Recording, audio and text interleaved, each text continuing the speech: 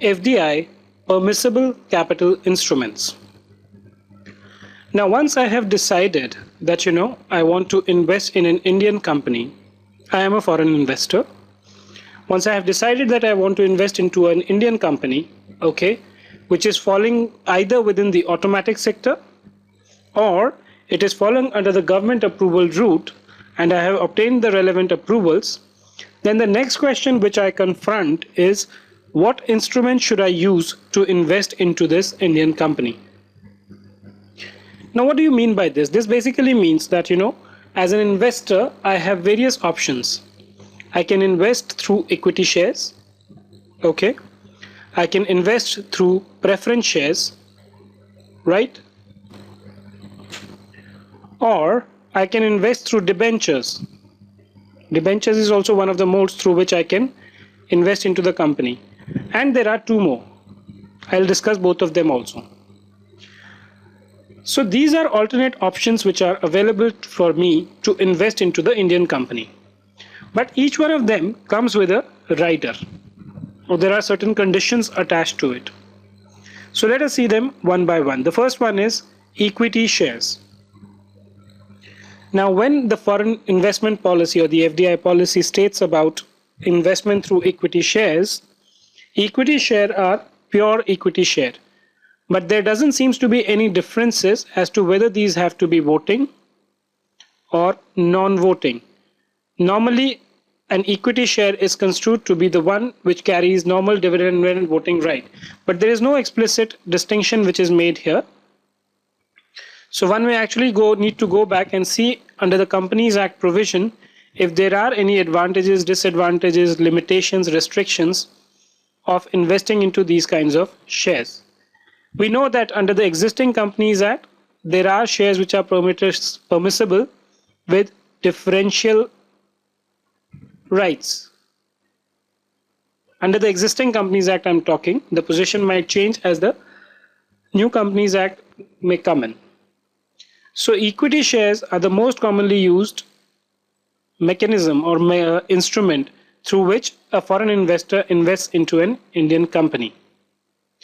The second one talks about preference shares.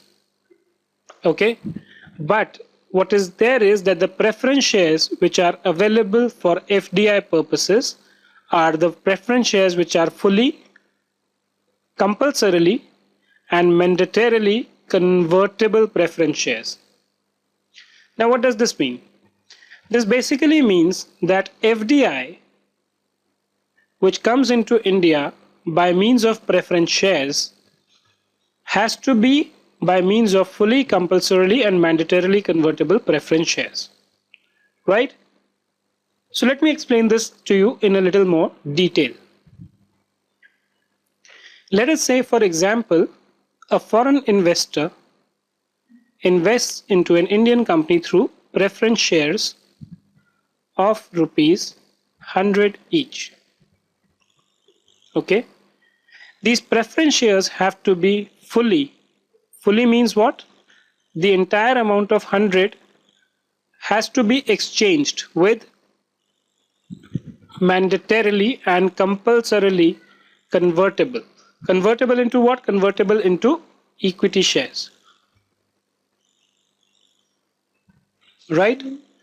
Now this means that if you bring FDI into India by means of preference shares, these preference shares cannot be partly, optionally convertible. If it is coming by means of an FDI, it has to be fully and mandatorily converted into equity shares. You cannot under any circumstances redeem these preference shares unless these were brought prior to May 1, 2007. Prior to May 2007, you could have had optionally and convertible preference shares, but on or after May 1, 2007, you cannot have preference shares which can be redeemed. Okay. Now there are certain other conditions in terms of how the valuation and all has to be done, which I will come a little later.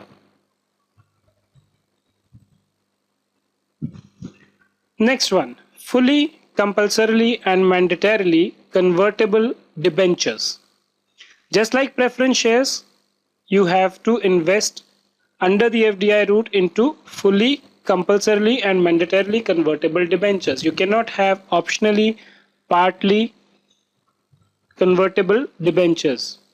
If you have those kinds of things, they will be considered as a debt and not equity.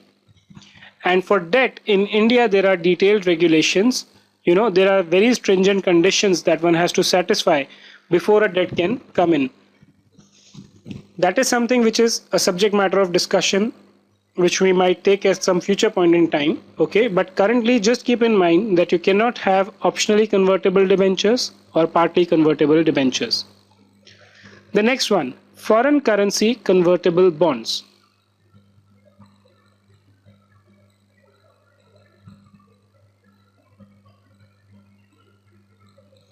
A foreign investor can also invest into an Indian company through foreign currency convertible bonds.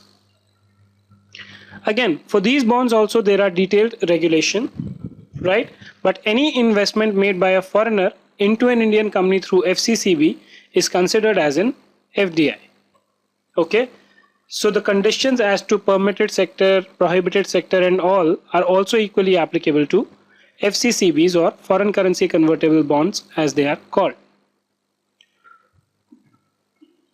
And the last one is subscription to American Global Depository Receipts of an Indian company. So you can also subscribe to these ADRs as they are called, American Depository Receipt, or GDRs, Global Depository Receipts.